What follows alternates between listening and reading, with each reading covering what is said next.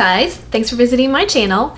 Summer is starting to wane, unfortunately, but I'm still getting some great produce from our garden. So today I thought I'd bring you along and show you how to make cheesy, creamy yellow squash casserole. Sure, your whole family will love it, even those who think they don't like yellow squash. So let's get started. What I have over here is 4 cups of chicken stock and 2 cups of water simmering in my pan. And to that, I'm going to add about 10 cups of sliced yellow squash.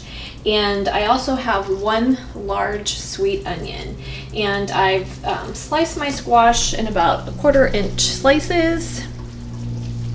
If you have smaller, mine were kind of big. If you have smaller squash, you can leave them whole. I cut mine in half and then sliced them. But if you have the little guys, you don't have to cut them in half. It's just entirely up to you. You could cut them smaller if you choose.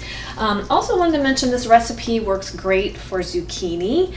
So if you don't like yellow squash, you could do zucchini. You could do a combination of the two, whatever you like. So what we're gonna do is we're gonna cook the squash and the onions a little bit in our chicken and water mixture, chicken stock and water mixture. We're gonna put that in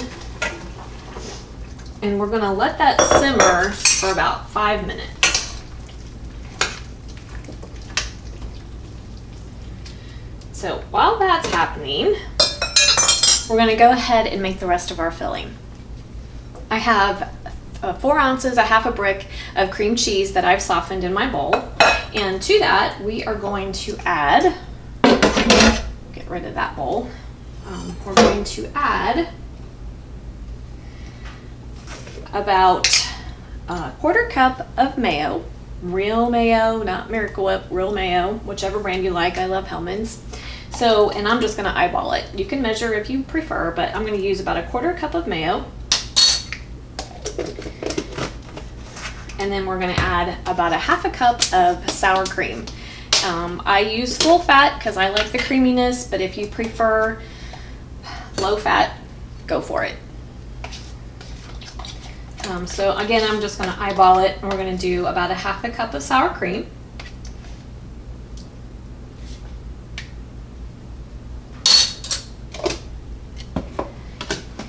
And then we're going to add 1 slightly beaten egg. And then we're gonna add some seasoning. Sorry. Anyway, we're going to add about a half a teaspoon of onion powder.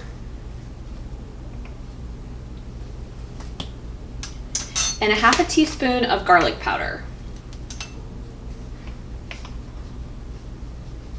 Now you could also add fresh chopped garlic to the onion and the squash if you want. I'm just going to use the garlic powder, just makes it easier here. And then we're going to add some salt and pepper.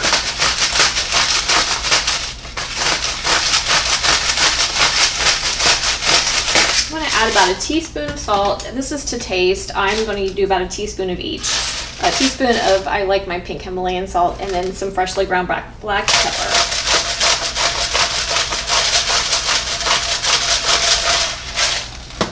And we're going to mix that together.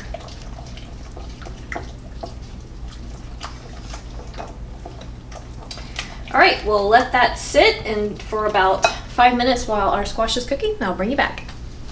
Okay guys, we're back. I let my squash and onions simmer for about 5 minutes, and now we're going to add them to our creamy part of our casserole. So what I like to do is just use a slotted spoon.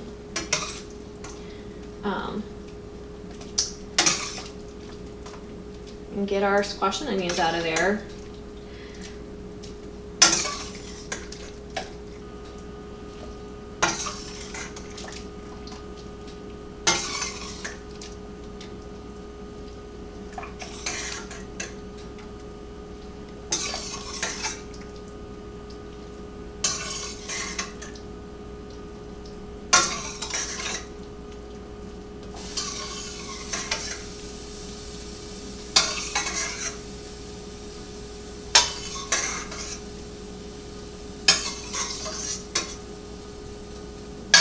Chicken stock smells so good, and it adds a nice touch of flavor to the casserole.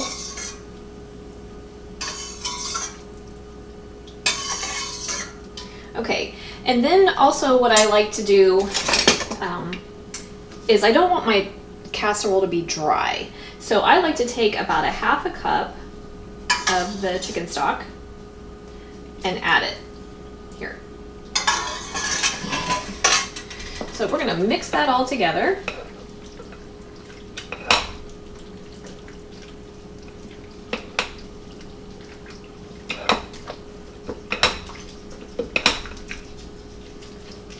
Okay, and now we're gonna start layering. So we're gonna take a 9 by 13 inch casserole dish, and we're going to pour half of our squash mixture in the bottom of the dish.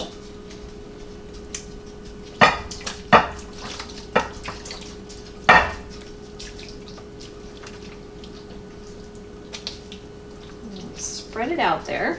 And then for the cheesy part, we're going to add about a cup of cheddar cheese.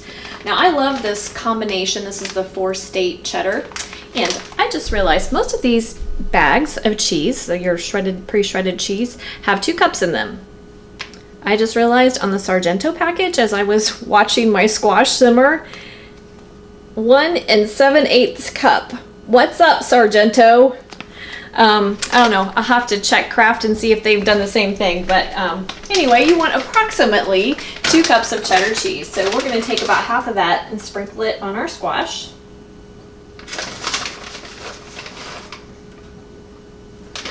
And then we're going to take about a quarter cup of freshly shredded Parmesan cheese, and we're going to sprinkle that on top.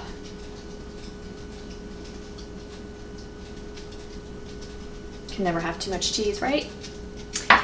And then we're going to use some Ritz crackers, and we're going to crumble them up and add a layer of those. You don't want a lot. I've got about 10 crackers here, and I'm just going to crumble those. And then we're going to do our second layer. We're going to do the same thing.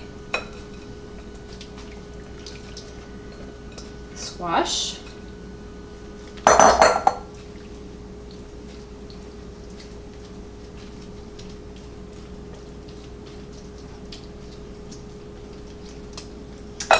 And then our cheese.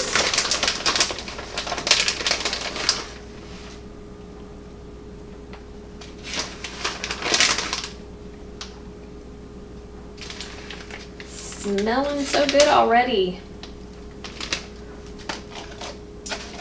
And then I'm going to do another layer of crackers, and I'm going to do the Parmesan cheese on top of the crackers this time. Parmesan cheese adds a nice crust when you bake it, so it's just going to add to the crunch on top of our casserole. So we're going to add another quarter to a half cup. Use your own judgment depending on how cheesy you want your casserole.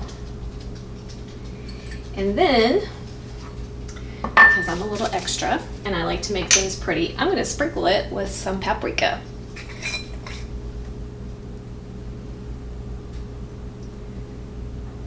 Paprika doesn't have a ton of flavor, but it does make things really pretty. And you could probably use smoked paprika here if you want a smoky flavor added to your casserole. It's entirely up to you, but it makes it really pretty. Okay, I'm going to pop my casserole into a preheated 350-degree oven for 20 to 25 minutes. You want everything nice and cheesy and gooey, and you want the top to have a nice golden brown crust to it. I'll bring you back. Just a little kitchen tip for you guys. I was at the end of my wedge of Parmesan cheese. I just wanted to let you know that you can save the rind of Parmesan cheese, pop it in a freezer bag and put it in the freezer, and then when you make minestrone or pasta sauce, you can put it in there, and it adds a lot of nice flavor to Italian-based soups and stews and sauces. So that's what I'm going to do. I'm going to pop them in a freezer bag and put them in my freezer. Welcome back. Our casserole is all done. It's got a nice golden crust on top, and it was nice and bubbly all the way through, which is what we're looking for. So we're good to go. Hear that nice crunchy crust on top? So good. And it smells amazing. Bring it close so you can see. See, it's got paprika is really pretty on top. It's nice and cheesy, creamy, and it wasn't hard. Another great way to enjoy your beautiful summer produce. If you're not gardening, you should give it a try, even if it's just a few things. It's really rewarding to be able to go out to your garden and pick what you're having for dinner. Really, really great. I hope you'll give this recipe a try. I did want to mention that if you don't care for Ritz crackers, saltines work great as well. They're equally delicious. I just had Ritz on hand, so that's what I use today, but you can certainly use saltines as well.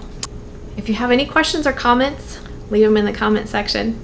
Thank you for joining me today. If you are not a subscriber, subscribe to my channel so you don't miss out on any of the fun. If you enjoyed today's video, give me a thumbs up.